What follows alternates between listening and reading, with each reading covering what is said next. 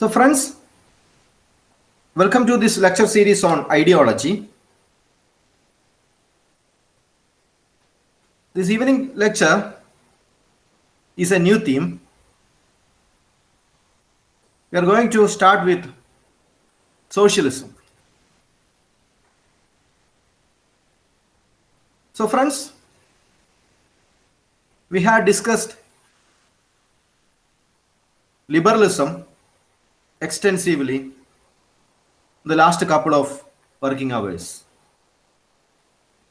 Today we are going to start or begin with a rival theory of liberalism. The title of today's lecture is Socialism, an Introduction. Friends,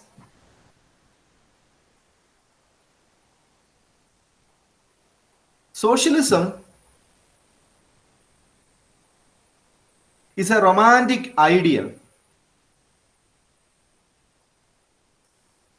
Why we say it is a romantic ideal?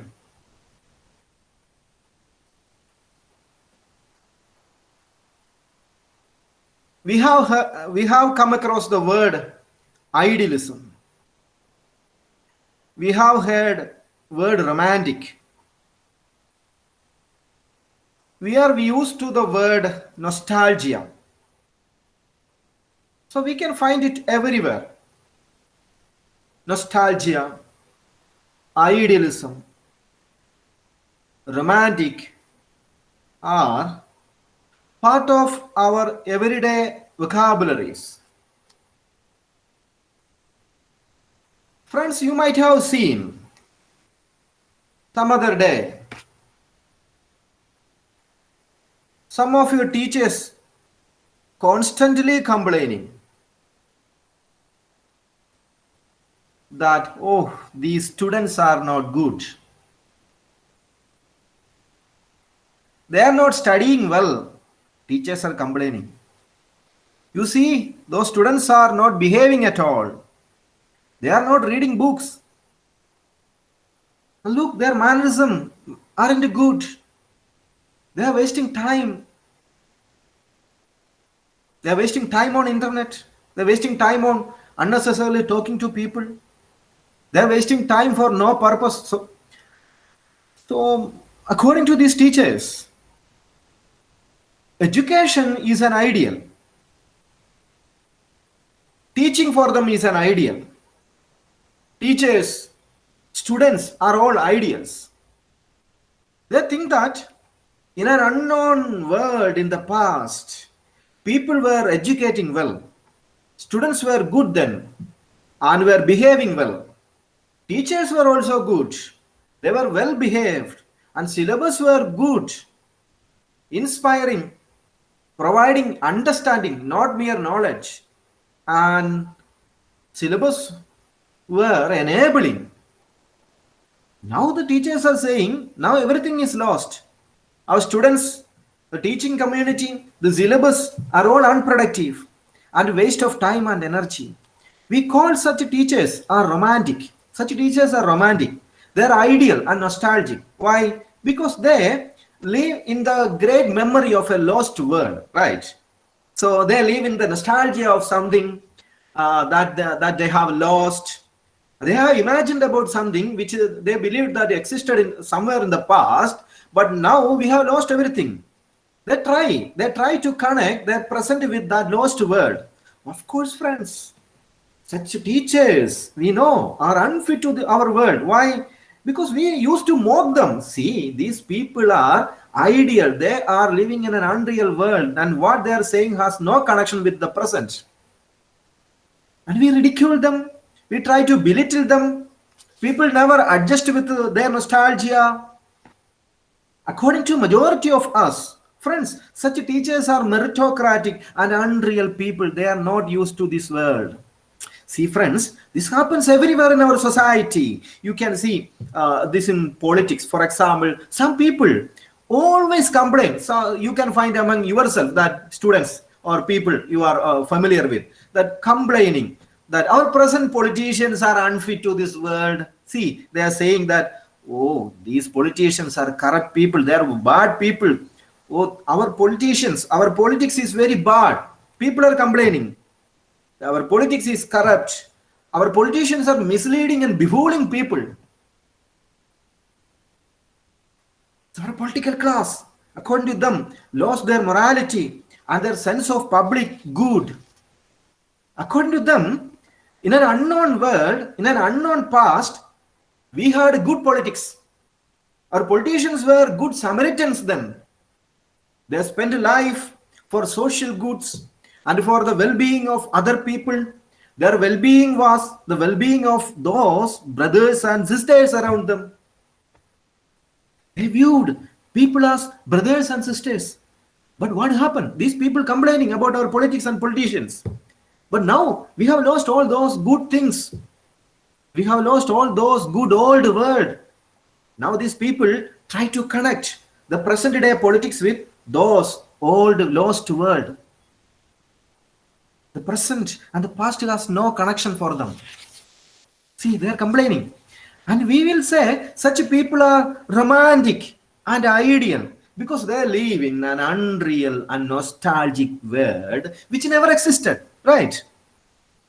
What these people say is not good for us. Majority of us think like that. We know. In the same way, some book lovers saying, oh, our current writers aren't that good. What are they writing? All crap, foolish things. See, look, our current writers are writing for money. This, people complaining. You see, Dostoevsky, Charles Dickens, James Joyce, Victor Hugo, Ernest Hemingway, or Mark Twain, or Maxim Gorky. See, all of them wrote not for money, but for the heart of the people. See, these great writers wrote about the flesh and blood people. See, the people are complaining. See, these are old writers. See, classic writers. They wrote about people's sentiments and emotion. Their writings had life.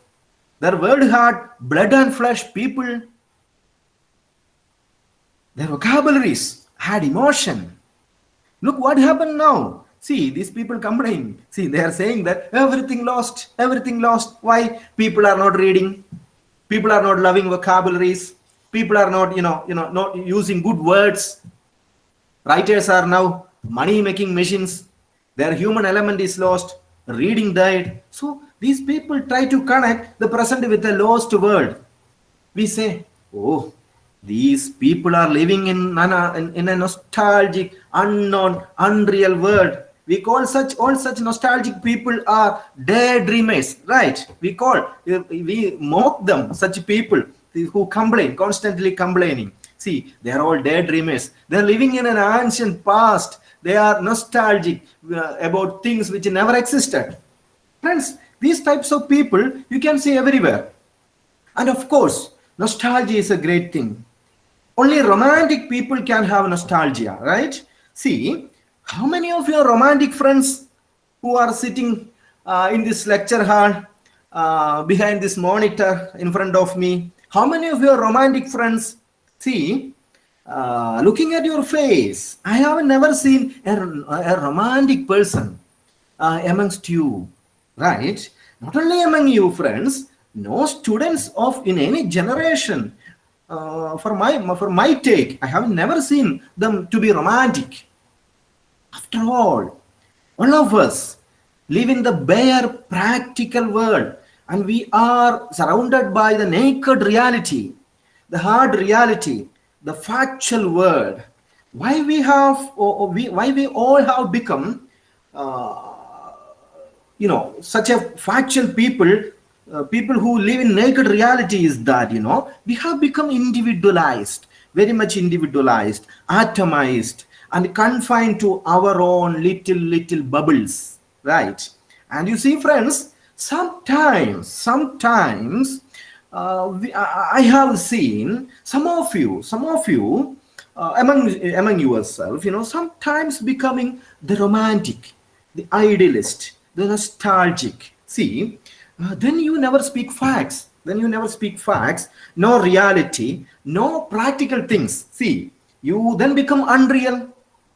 You live in memories. Man is, after all, a memory being. See, the good person in you are those who have memories, right? See, haven't you seen some, some men, after their wives died, live in the memory of their loved wife, who are no more, and they never remarry. Some women who live in the memory of their men, even after they died. See, they never remarry. They remain as widow and live in the memory of the person they loved once. See, such people is a memory being. Man is, after all, a memory being. And those of you who have memories are great people. So it's a human virtue. See, friends, but the point is that, some of you sometimes become a memory being, and, then you become unreal. Then you become unreal, and you live in the memory of a nostalgic world. Then you live in innocence. You live in innocence then you will have language, you will have vocabulary, you will become romantic, you will have the vocabulary of the nostalgic, the imaginary of the a world that is yet to be born. So you will become so much, a daydreamer. You will become a beautiful and lovely human being then. See, those times, friends, it's lovely talking to you, right? It's lovely talking to you, listening you, spending time with you. You will become a beautiful creature then, right? So you never judge, you never interpret, you never become prejudiced, you never become judgmental, never any taboos. Such people are, friends, greatest invention of nature. See, the non-judgmental people, the loving people, the no taboo people, the immoral people, right? People who have no morals, and the social iconoclast who breaks all social codes. See, friends, you are the romantic and the nostalgic who try to find humanity. You try to find nature in other people. You will find love in other people. But it rarely happens in our life, friends. We all live in hard reality. Majority of us live in hard reality. These are all things to read and to be heard and forget. So, friends, socialism is one such romantic worldview. It's a romantic worldview, which I have told you a while ago. It's an ideal, friends, that we want human society to progress. It's an innocent world, which people think that we have lost, which where people lived with equality and brotherhood. So it's an imagination that we need a society, a society which lives in our memory, where people lived with equality and brotherhood. So socialism is a romantic idea about a nostalgic past. So it's a notion of a word our present lost. It's a notion of a world that our present world has lost, but we want to connect with that lost world. So friends, we need to make our present with those ideal world. We want to make our present with those ideal world. So socialism, friends, it's a nostalgia, it's a romantic ideal, it's a memory. So only those among you, friends, only those among you who are romantic, who are innocent, who are ideal, the daydreamer, can become a socialist. Not all of you can become a socialist. Because majority of us live in a hard reality, naked reality. We live in facts, we live in rationals, logic. So friends, only those among you who are romantic or innocent, ideal, daydreamer can become a socialist. So friends, it is said that you are 20s, you are in 20 plus, right? If you haven't loved someone or haven't talked about socialism, haven't studied in a campus, or haven't read novels and poetry, friends, you are in a revolutionary. Friends, at this age, if you haven't loved someone, haven't talked something about socialism, haven't studied in a campus or in a university, and haven't read novels, haven't read poetry, friends, you are in a revolutionary. You are a human being then. So friends, if you haven't read books, poetry, novels at this young age, then you will become more a practical person, a practical man. you are then a factual man if you aren't reading novels, poetry, books at this age and talking about socialism or communism. And see friends, if you are not able to break taboos of morals, of social codes at this young age, friends, you are just a fact. You are just a fact, a practical fact, a reality, a naked reality, and a factual being. You are, then, friends, only among you who are the iconoclast, out of the box, the daydreamers, are the real revolutionary. Friends, being a socialist is like being a revolutionary, because you challenge a socialist challenge everything. A socialist challenge everything. They become a revolutionary. Being revolutionary is being loud. It's being loud. It's being studied. Being friends, being having humanity, love for the fellow being, love for the man, love for the neighbor, and love for the world.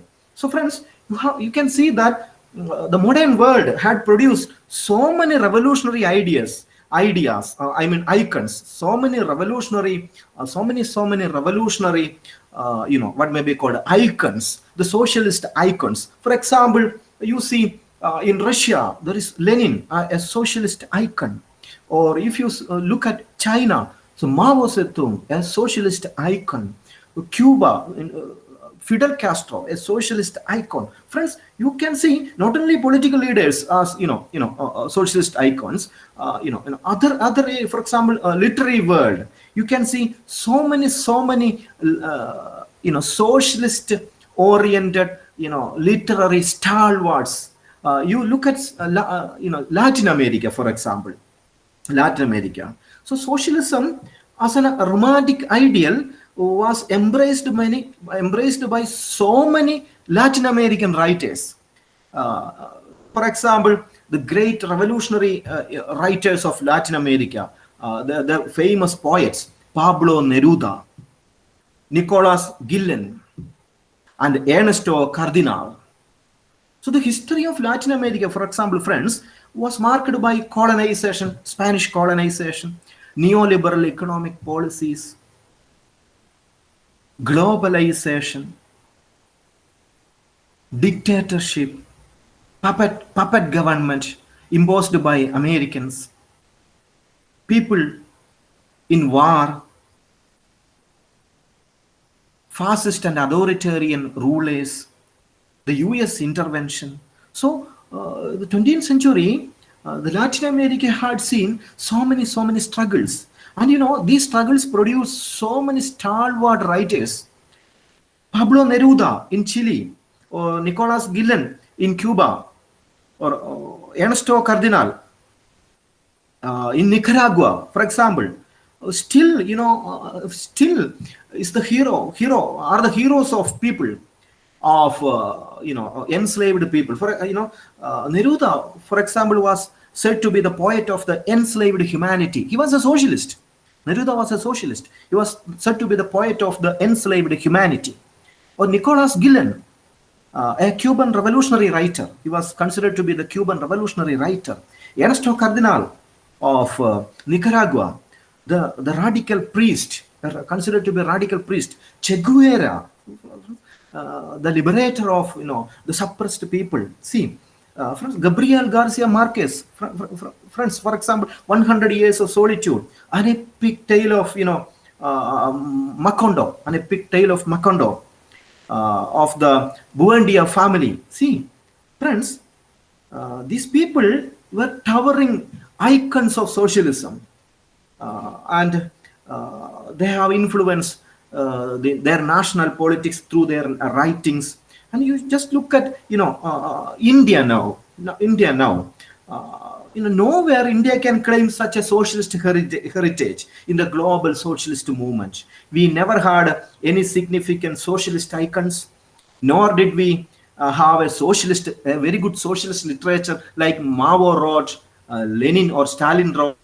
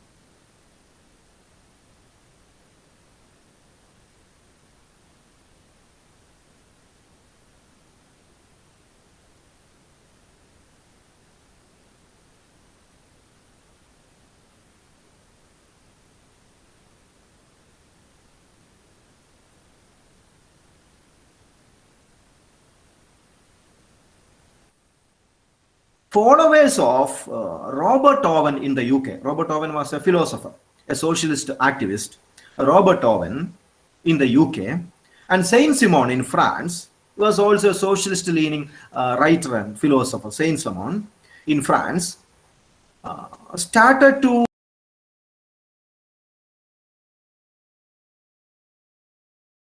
It was in early 1930s. In 1930s, the followers of Robert Owen in the United Kingdom and Saint Simon in France began to think that their belief system was said to be socialism.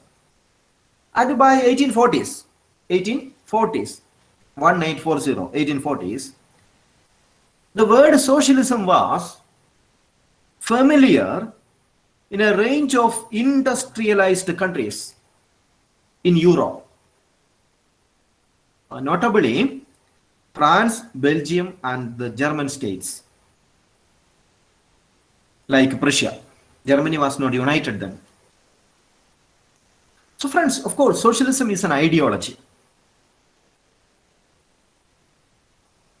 As an ideology,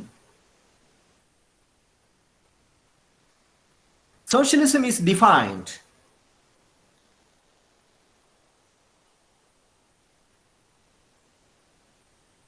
in opposition to capitalism.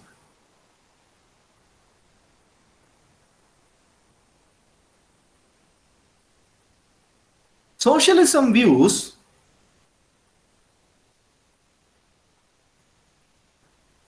human beings as social creatures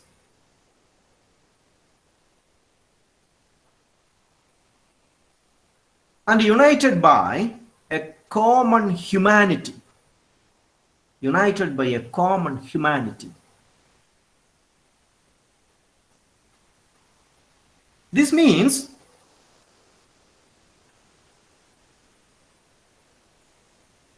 individual identity is shaped by social interaction and membership in social groups and collective bodies. Therefore, socialists prefer cooperation to competition. For the liberals, they believe in competition. For the socialists, believe in cooperation, social cooperation. Whereas liberals believe in social competition. And friends, the central theme of socialism is equality, particularly social equality. That is the essence of socialism. Because equality promotes freedom.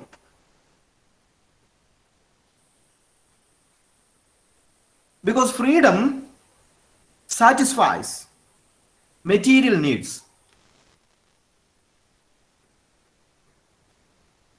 Freedom provides basis for personal development.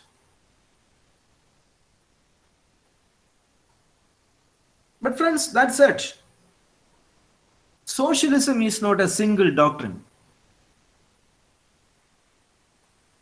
It contains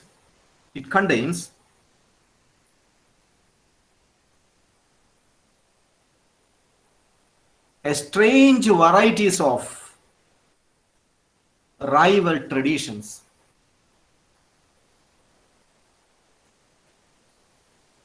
And these traditions or divisions among socialists are basically because of two questions. One is the means by which how socialism is achieved. Based on that question, you can see enormous numbers of socialism. The means by which we can attain socialism. Second is the end. The ends, ENDS, ends. That is the nature of future socialist society. about the question of what is the nature of future socialist society. Socialists are divided, and there are endless number of socialist traditions. For example, communists and Marxists supported revolution. Communists and Marxists preferred revolution. Whereas there are social democrats. Social democrats embraced gradual social change. They wanted to humanize capitalism. They wanted to humanize capitalism. We need capitalism, but we want to humanize it. That is a tradition of social democracy. So that's why, friends, about the question of end and means, there are plenty of socialism. And friends, the origin of socialism, the intellectual origin of socialism, we can go back to ancient Greece. For all concepts in social science, we can go back to ancient Greece, particularly the writings of Plato and Aristotle. And friends, for the word socialism, we can also go back to Plato's Republic. And in Plato's Republic, Plato talks about communism of wives and communism of property. Communism of wives and communism of property. From the writings of Plato onwards, friends, we can see the intellectual heritage of socialism. But Plato's socialism was not the kind of socialism the world had seen in the 19th and 20th century. Plato's socialism is different, which we will study when you go to third semester. And in Thomas More's Utopia, written in the year 1516, 1516, Thomas More, M-O-R-E, Thomas More's Utopia. The intellectual origins of socialism can be found in the writings of Plato, particularly his book Republic, and Thomas More's book Utopia, written in the year 1516. But friends, like liberalism and conservatism, socialism is a product of the 19th century. It is a product of the 19th century.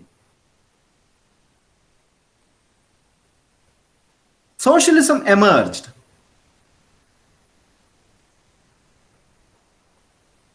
as a reaction against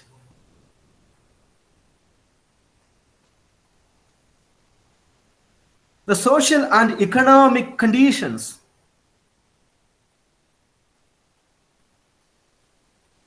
that was created by industrial capitalism in Britain.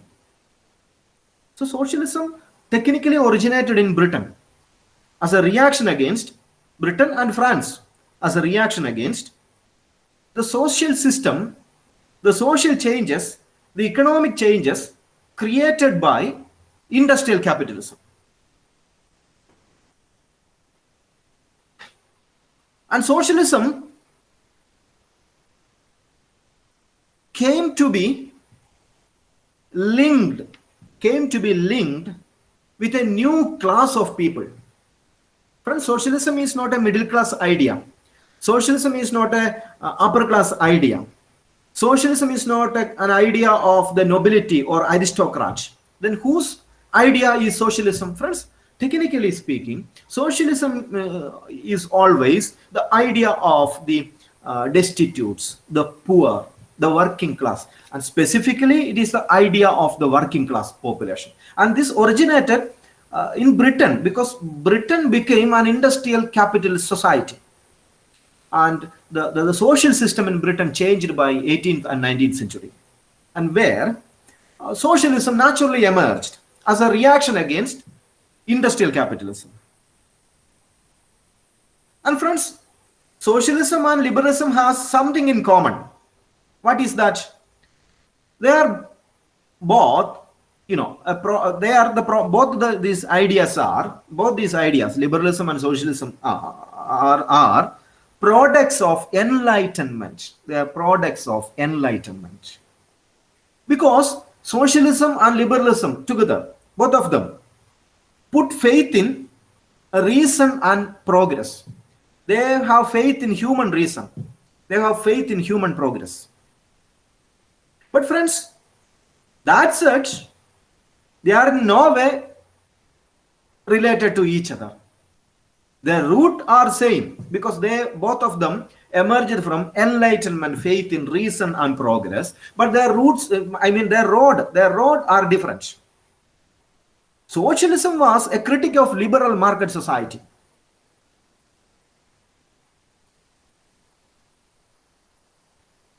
Socialism attempted to offer an alternative to industrial capitalism.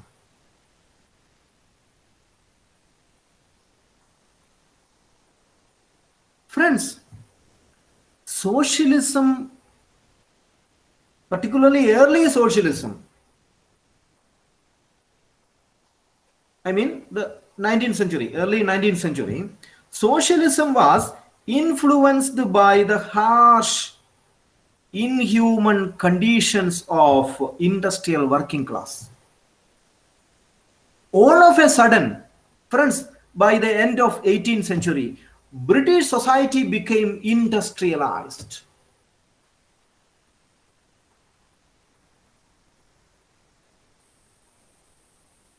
And people all of a sudden migrated to urban places. Why? In search of jobs, in search of money, in search of material benefits.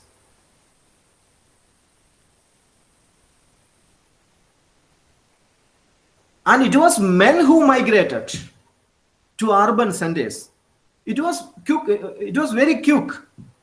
By the beginning of 19th century, people began to migrate to urban centers. But they were ready to sell their labor, but their labor was purchased by very few at a meager cost. They were paid a very low they were paid very low wage. The working class by the beginning of the 19th century were paid very low wages.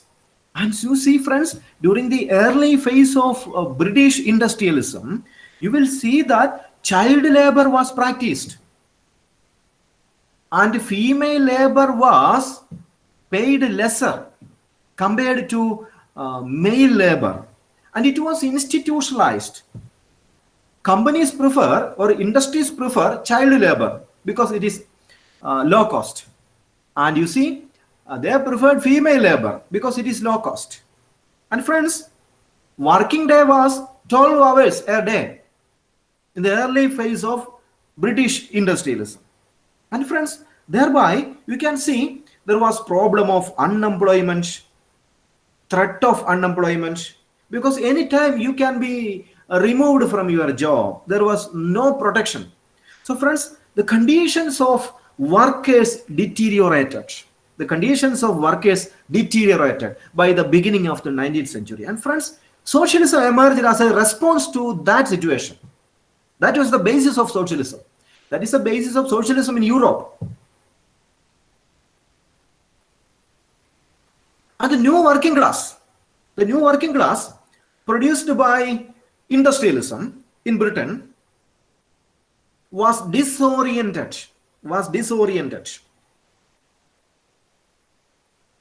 because they were stripped off from their families and they didn't get the care and support of family. They were stripped off from their peer group, their religious institutions, their social settings. All of a sudden, so many people, I mean male members of families, were taken to cities, and city is an unfamiliar place. So that's why I told you they were disoriented. And profit was the basis of production in the early phase of British industrialism. And British industrialism was shaped by profit lovers, not by British state. It was stage managed by capitalists who loved only profit. And the new working class, the new people, the working class emerged in Britain, were stripped off from their family, from their social groups, their peer circle, their religious institutions. And you see, they were largely put into urban urban places, unfamiliar urban places, and the conditions of working class in the beginning of the 19th century was very pathetic, and there were very few social institutions that supported them, and there were very few social institutions that can give them a meaning to life.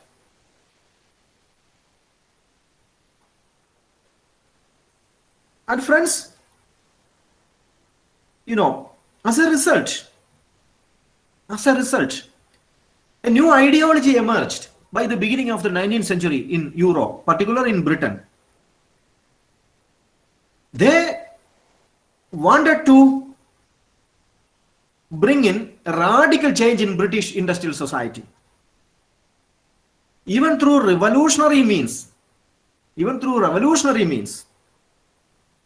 And they preferred revolutionary alternatives to industrial capitalism. They wanted to abolish industrialism because that created, according to socialists, early socialists, British industrialism created a working class who are so poor and who have a deteriorating life, a very pathetic life, who, according to Marx, are alienated. They are alienated. This new working class are alienated from their fellow beings, their family, peer group, and other friends.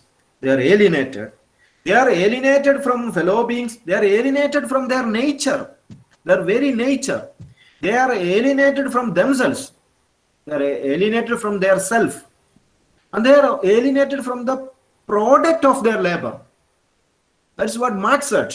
So you are alienated from your labor power because you are selling your labor for things by which something is made, for which you have no control, which you are not at all using, and you are using your labor for something which are used by some other people somewhere in the world. So this kind of a situation emerged, and for that you get only meager remuneration, a meager wage. So this was created by industrial capitalism in the beginning of the 19th century, and Marx criticized it. And you see, Charles Fourier in France, and Robert Owen in Britain. Charles Fourier in France and Robert Owen in Britain subscribed to something called an utopian socialism, something like an utopian socialism. That they wanted to found an experimental community based on sharing and cooperation. That is, utopian socialism, founded by Robert Owen and Charles Fourier in the beginning of the 19th century. And the German Karl Marx, who came from Germany to England, foreseeing that there are people who are destitute. The Karl Marx and his friend Frederick Engels, they proposed more complex theories about the industrial capitalism by the 19th century. These two people proposed so many complicated ideas about how industrialism has created a social situation in which men cannot make a good, meaningful life. And they claimed that they discovered the laws of history. And they advised the working class for a revolutionary activities to overthrow capitalism. But friends, this all happened in the early phase of 19th century. But what we are seeing is that by the 19th century, late 19th century, by the end of 19th century, the character of socialism all of a sudden changed. Why?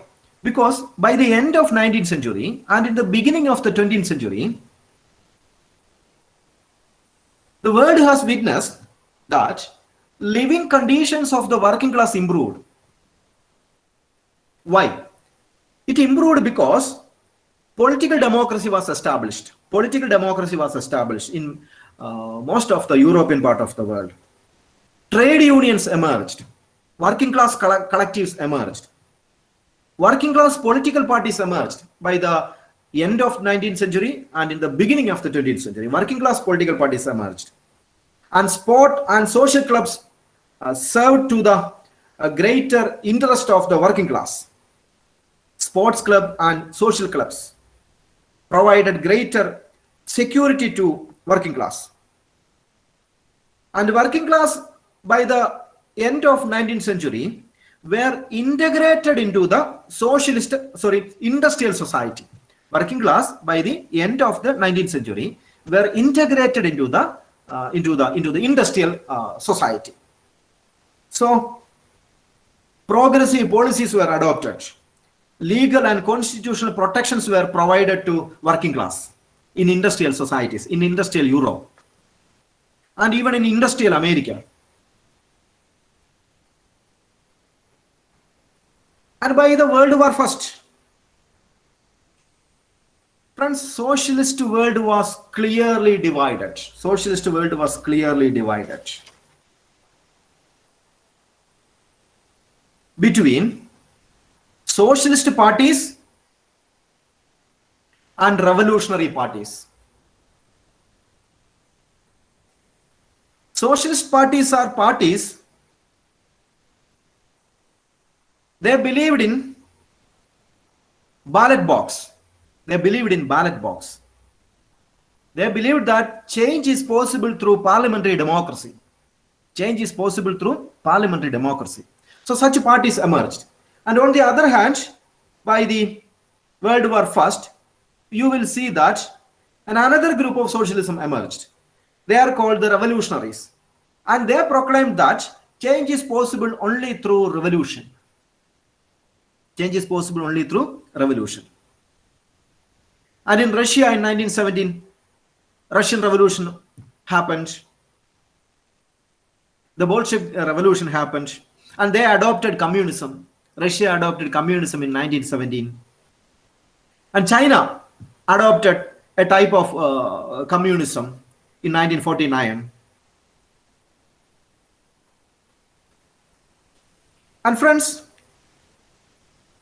the parties who are socialist parties describe their ideas as social democracy. Social democracy. These Scandinavian countries are examples of social democracies. They are liberal, but they believe in welfare policies, the Scandinavian countries. And friends, by the 20th century,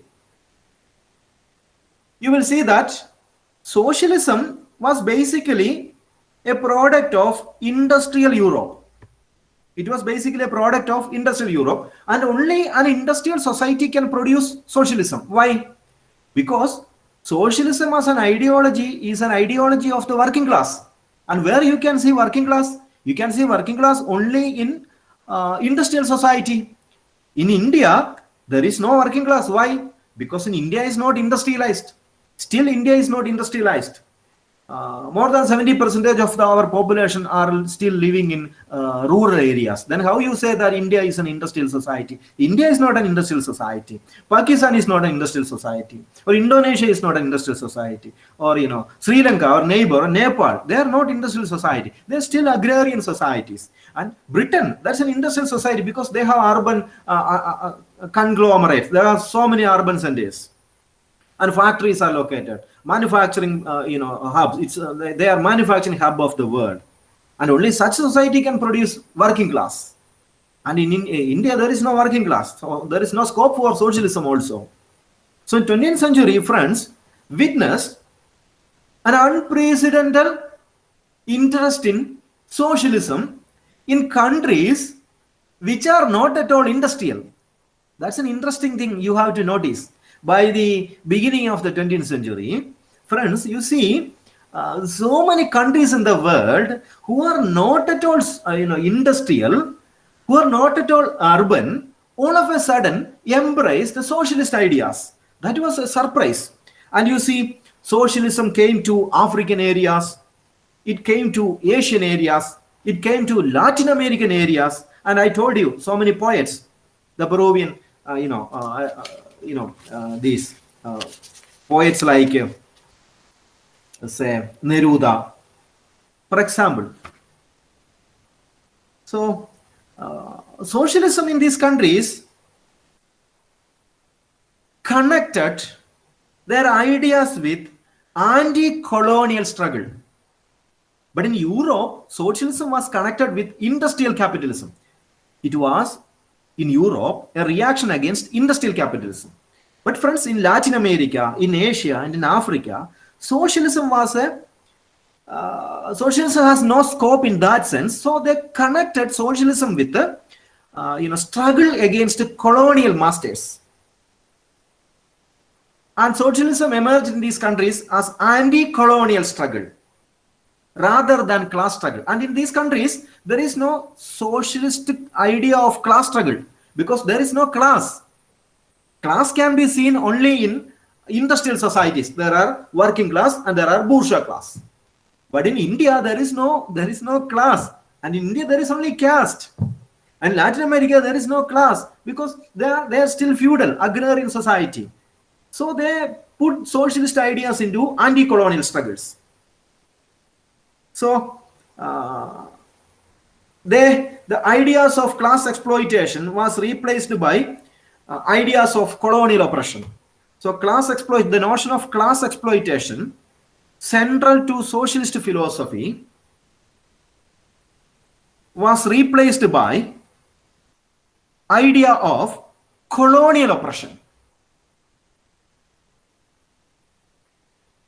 So socialism in Asia, Africa, and Latin America all of a sudden was blended with nationalism.